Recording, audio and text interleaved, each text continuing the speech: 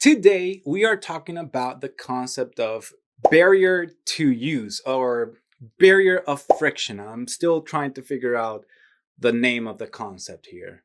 And this concept is about how this barrier affects our relationship with things design. The term barrier to use or barrier of friction is playing off the concept of barrier to entry, which I did a video on. So go and check it out. It's probably in the description below or a link. Barrier to use or barrier to friction, I'll be using them interchangeably here, is what I'm calling the group of my own observations on the friction that is encountered in a design, those necessary steps that need to be taken before being able to successfully engage with the design.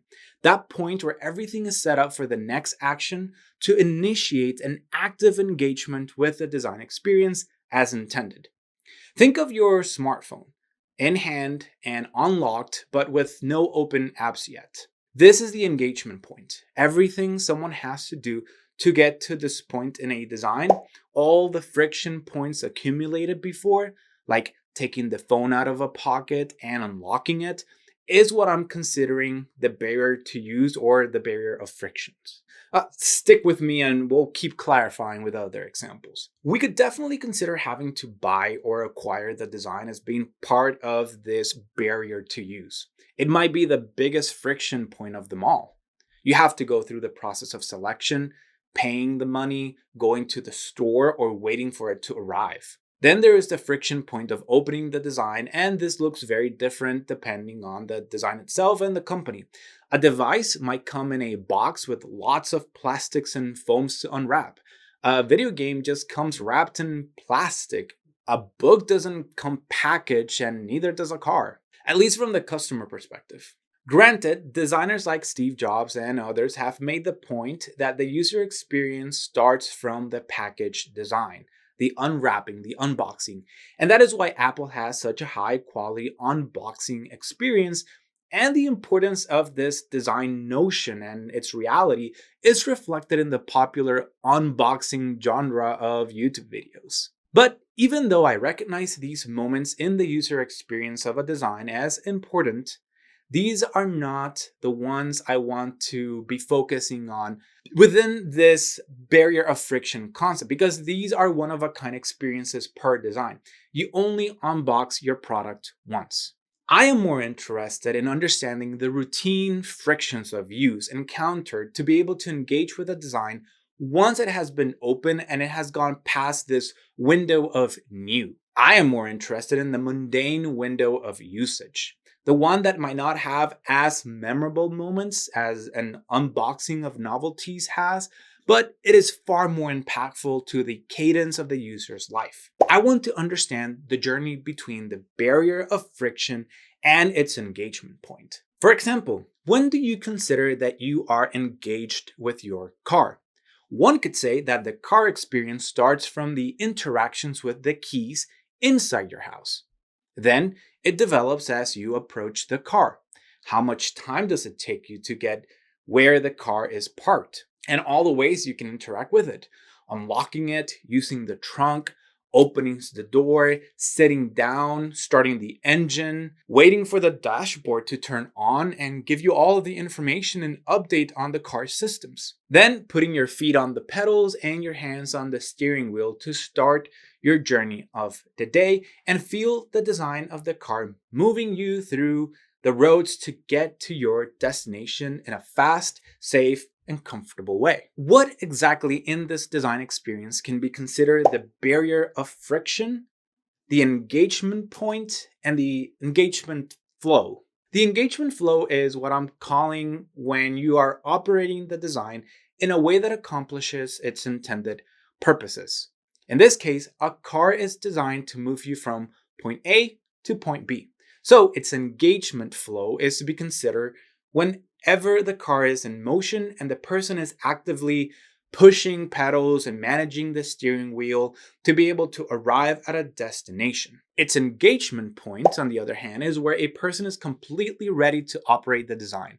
In this case, we could say is when the car is turned on and the person has their feet on the pedals and their hands on the steering wheel, but is not actively driving the car. The car is not moving yet. They are ready to execute and operate, but haven't yet. Everything that needs to be overcome to get to this engagement point is to be considered the barrier of friction.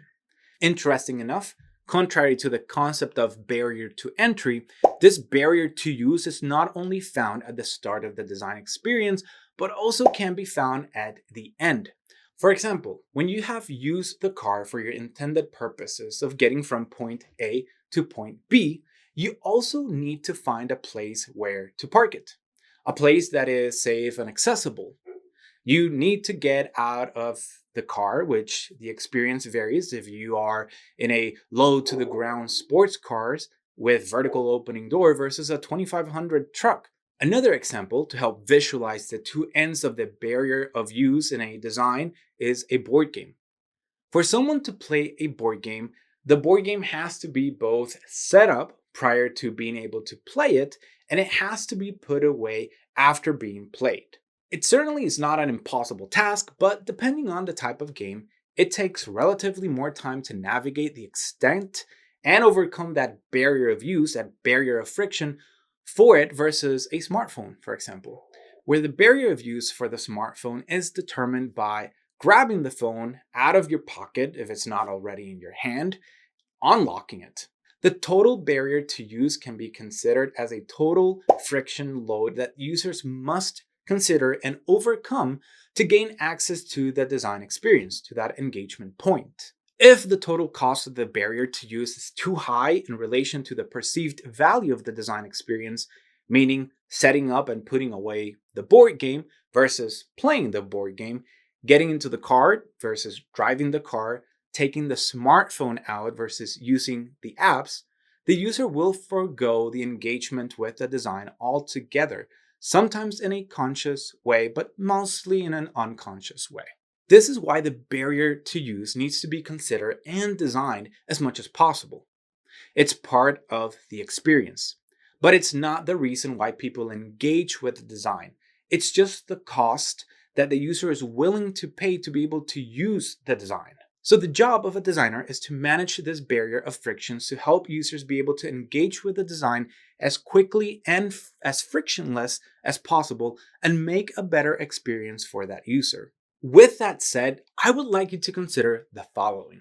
At first glance, it seems that the only right way to manage a barrier of friction is to diminish it as much as possible so the user can engage with the design as quickly and as frictionless as possible, and thus resulting in a better overall user experience. Because who likes work and friction, right? Who likes obstacles to achieving what we want? But consider that board games have a considerably high barrier of use and yet have never been more popular.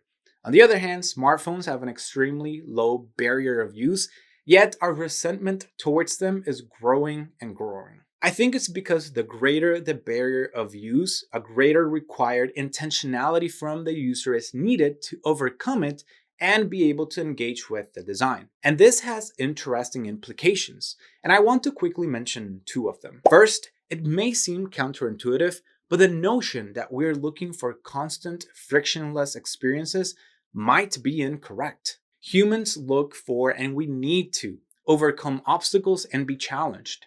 Just look at the games industry. The whole industry is built on the notion that humans like to overcome obstacles and challenges and self-impose arbitrary ones at that in this industry. But instead of overcomplicating the hammer and the screwdriver and the basic tools of utility that should be frictionless, there is something very interesting that can be observed in the trend of Gen Z wanting retro technologies. Technologies that don't really have a nostalgic meaning to them since they never used them.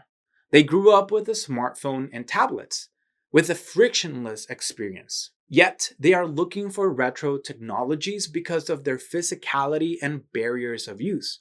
Believe it or not, Gen Z is looking for technology that makes it a bit harder for them to do things, which is an inverted way of thinking about technology altogether. For example, hearing their music. Instead of just tapping into Spotify or Pandora on their low use barrier smartphones, they're preferring to have to go and buy vinyl records and have to go through the motions of loading the record on the record player to be able to hear their music, foregoing endless options available on their apps. And a way to interpret this longing for friction is that friction helps you and I discover what is truly meaningful for you and not what you're told should be meaningful to you. You will only overcome a barrier of use, you will only incur in this cost if you perceive that the value gained or acquired from incurring in that effort is equal or greater than the effort itself, than the barrier of use, which in turn helps you discover what is really meaningful for you. What do you really like, and what are you willing to sacrifice to do? Instead of having all the music and movies of the world at your fingertips and eternally swiping through them effortlessly, never being able to truly measure what you like and don't like, the alternative is going through friction to find out what you like. Second, it challenges the designers to create something that is truly meaningful, innovative, and satisfying for the users instead of relying on psychological traps that are just waiting for you to slip into them. They are not providing you with any real meaningful value, just presenting to you colorful, cheap bait to capture you and get that click or those 5 seconds of watch time for the view count or any other arbitrary metric. We have all been there where you lose 1 hour plus on social media and you almost physically feel how you got nothing out of that experience aside from being used. When you endlessly switch between streaming series and movies that are made to not even have your full attention, just waste your time and drain your attention so they can monetize it, so they can monetize you. Think of the value that has to be created in board games for people to overcome the barrier of use, that barrier of friction, where people have to store and handle big cardboard boxes with dozens to hundreds of little pieces inside, needing to set up and learn how to play the game before even being able to play the game, requiring very specific characteristics of the environment to be able to set up and play the game, right? You would need a flat surface in conditioned space, non-windy space, not humid space. You need a whole bunch of things. So needing to get people together in the same room is another one. Versus, for example, your smartphone, which is very durable, easily handleable, easy to store and transport, and it's even water resistant these days, with an overall very low barrier to use. The proposed value, the quality of each experience, that which designers create, is directly driven by the barrier of use. The lower the barrier, the general lower quality a design experience can be and still get use, but the inverse can also be stated. The higher the barrier of use, the higher the quality of that design experience has to be for players to be willing to engage with it. So it seems like the designer's real focus should be to understand their design's inherent required barrier of use or barrier of friction and make sure that the design experience found at the other side of that barrier is worth the user's journey, making the interaction with that design a meaningful experience. One so good that people are willing to sacrifice something for it. I find this very interesting from a design and lifestyle/personal perspective. I think this concept helps explains the why of the renaissance on retro or dumb technology, like the dumb phones, vinyl record players, etc. Let me know in the comments below, what do you think of this concept, as well as what do you do in your life that has a barrier of friction, a barrier of use, but that you still enjoy the design experience very much on the other side of that barrier. If you're still watching the video at this point, that means that I was able to create some form of value for you, either entertainment or education. So please hit that like button. If you're new to the channel, welcome. My name is Simon, and on this channel, I explore the world of design, from pondering on design theory and philosophy, just like we have done in this video today, to doing specific design breakdowns and exploring the designer's lifestyle. Make sure to subscribe to the channel to not miss any of my future videos. Watch time is the most important metric here in YouTube right now to be able to grow. So please go ahead and share this video link with your friends and family. Every tidbit helps to push the channel into success. Make sure to check my past videos. I have curated a list down in the description box below. With that said, thank you for watching this video, and I will see you in the next one.